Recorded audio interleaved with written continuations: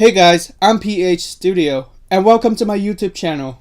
Today I will be introducing a mysterious new Pokemon with the dual typing, Fighting and Electric. And last time I checked, there are no other Pokemon that shares this typing. Yeah, I'm looking at you, Electivire. So stick with me until the end as I will be showing you the design, stats, signature moves and ability, and even strategy on how to use him competitively. With that out of the way, welcome to the Fakemon Design Show, Episode 1. With the advent of Pokemon Sun and Moon, there are a total of 802 Pokemon inspired by many real-life species and objects. Yet, there is only one Pokemon that resembles a kangaroo, and that is Kangaskhan. While I respect the complexity in her design, this isn't exactly what I would look for in a kangaroo pocket monster. For example, kangaroo are best known for being fast, strong, and often be associated with boxing gloves. So I thought to myself that a Pokemon with electric and fighting type would be the best dual typing for a kangaroo's inspired Pokemon. Because electric type Pokemon are very fast and powerful, and the fighting type would justify the inclusion of boxing gloves. With all that kept in mind, I've come up with a design for Graplio, a baby kangaroo Pokemon with the ability Lightning Rod. Its Pokédex entry says, people often see Graplio as a mischievous Pokemon as it's likely to be responsible for most troubles. The energy orb on its belly store electricity and provide energy to its muscle when Graplio is in a crisis. Graplio is about 2 feet tall and weighs at 25.2 pounds, so it's the same size as a Sandshrew. Design-wise, Graplio is based on a baby kangaroo combined with a kid division wrestler. There are a lot of subtle crafts in his design that corresponds to this origin. For example, take a close look at his belly skin. Does it look familiar? That's right, it resembles a singlet, which is basically wrestler's uniform. And that's not all. If you take another close look at his ears, chances are you will notice that they slightly resemble cauliflower, which is a reference to the term cauliflower ear. Cauliflower ear is an irreversible condition that occurs when the external portion of the ear is hit and develop a blood clot under the perichondrium.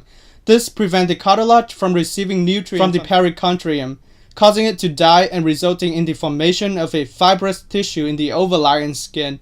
As a result, the outer ear becomes permanently swollen and deformed, resembling a cauliflower. This ear condition is most common in martial arts, including wrestling.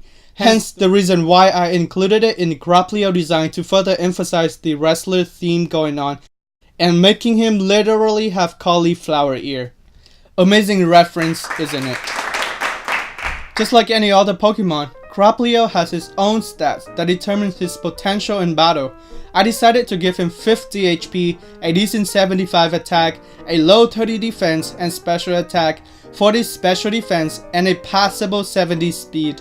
Just like every first stage Pokemon, his base stat total is really low at 295. But don't worry, he will evolve later once he reaches higher level. He will also be able to learn a lot of moves, notably we have Thunder Punch, Cross Charge, Wild Charge, and maybe Agility because he's a fast moving Pokemon.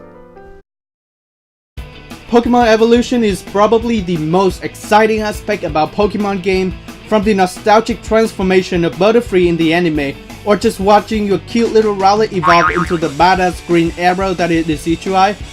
Which, speaking of, I think it has the best Pokemon design of all time. Somehow Game Freak was able to blend Green Arrow, Grass Element, a Flying Owl, and Hootie into one simplistic design without overdoing it. I mean, there are so many things that could go wrong, but they managed to pull it off. Anywho, Pokemon evolution never fails to bring me excitement and happiness, so I decided to give Graplio his own evolution. Once you level him up to level 35, then this will happen.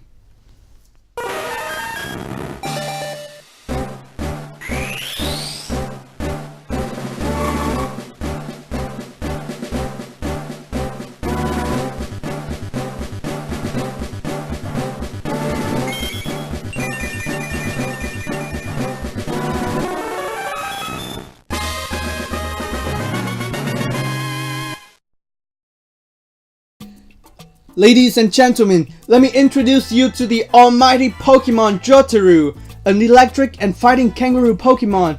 Its Pokédex entry says, using electricity stored in its pocket, Jotaro can jump as high as 700 feet and can throw up to 50 punches in 2 seconds. Upon evolving, Jotaro developed maturity and only obeys the trainer it trusts. He is about 6 feet tall and weighs at 185.5 pounds. He will have the signature ability, Emergency Backup, which I will go into more details later. Now, allow me to explain his design concepts.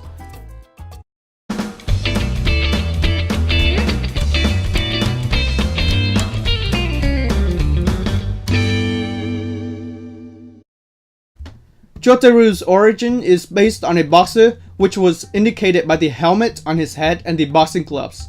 Combine that with a jacked kangaroo and them bad guys start to sweat. Apparently, Jotaro has another design right here. This design has softer lines and correlates more to Tsuchimori art style, but it lacks masculinity and does not look very intimidating, so I replaced him. Frankly, I'm still not really satisfied with Jotaro's final design. He looks a little bit too humanoid compared to Tsuchimori art style. In general, humanoid Fakemon are not well received by the fans at all, but these amazing legs justify his reason to stay, so I decided to keep him that way, and not because I was too lazy to fix the design. Yeah, totally not. Trust me. Probably the most eye-catching aspect of Jotaro's design is the pocket with energy orb on his belly. That serves as the visual signifier for him being a kangaroo Pokemon. This energy orb is the main source for Jotaro's power, and therefore it is also his biggest weak point. One critical hit on the belly and Jotaro is out of the league. Also, one subtle reference lies between the transition from Graplio to Jotaro. If you haven't noticed, the evolution from Graplio to Jotaro corresponds to the fact that a lot of WWE wrestlers also chose boxing as a secondary career. Mind blown, right?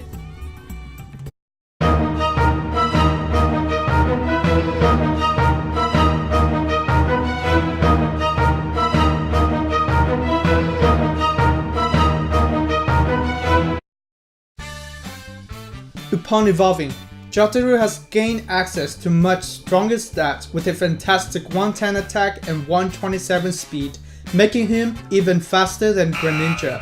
However, his defenses fall short at 60 and a non-existent 30 special attack, which makes sense considering that he's a glass physical attacker. Jotaro will have a rich collection of moves that solidify his electric and fighting type, such as Thunder Punch, Wild Charge, and even Dynamic Punch. And it doesn't stop there. To make him a truly unique Pokemon, I decided to give him his very own signature move called Plasma Combat. Plasma Combat is a physical electric attack with a base power of 80, the same as Spirit Shackle. However, just like Spirit Shackle, it has a unique secondary effect. The opponent, after being hit with this move, will have his ability turn into plus or minus. Its description says, the opponent is rampaged with electrified punches, thus its ability become plus or minus. So let's say you're facing a Mega Mawile in a battle. Mega Mawile is very powerful with his huge power ability that doubles its attack. You send out Jotaro into battle and use Plasma Combat on Mega Mawile, turning its huge power into the useless plus or minus, making Mega Mawile as useless as the chi in lasagna. Similar to Mega Mawile, there are a lot of Pokemon that relies heavily on their ability. With Plasma Combat, you will be able to counter so many of those, including Magic Bounce, Tough Claws, even Zygarde will no longer be able to access its 100% form with this move. But be careful in double battle because 2 Pokemon with plus or minus will have their special attack increased. You know the saying, it's all about the quality, not quantity. And it's especially true with Pokemon Sun and Moon. I love all of the new 80 Pokemon that come with the Alola region.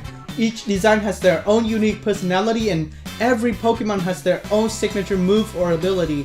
It proves that the developers really did take their time to come up with these brilliant designs. What this boils down to is that Pokemon are more unique and memorable if they are associated with a signature ability or move. Therefore, you guessed it, Jotaro will have his own ability called emergency backup. Its description says, when HP goes under 33%, speed and attack raised by 2 stage, but HP will drop 116 every turn. However, the Pokemon with this ability will receive double damage from critical hit. Essentially, the way it works is similar to the ability Blaze. When Jotaro is in a crisis, he will activate his energy orb on the belly. This electricity is then supplied to Jotaro's feet and limbs, sharply increase his speed and attack.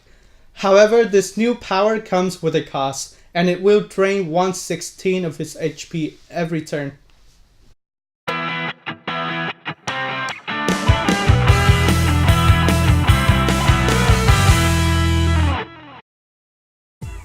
To fully maximize the potential of Jotaro in battle, it's important for the player to prepare him with the most effective attributes.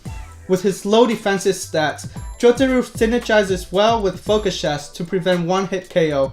The best nature for any physical sweeper is Adamant.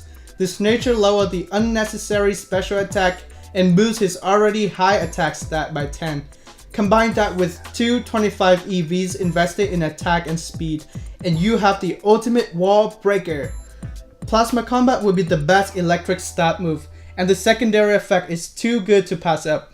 Dynamic Punch or Sky Uppercut are equally as good to utilize his fighting stat. Protect can help him last longer on the battlefield, and Substitute work ridiculously well with his emergency backup ability. For example, take a look at this. Switch Jotaro out to take a not very effective hit, he will lose about half the HP.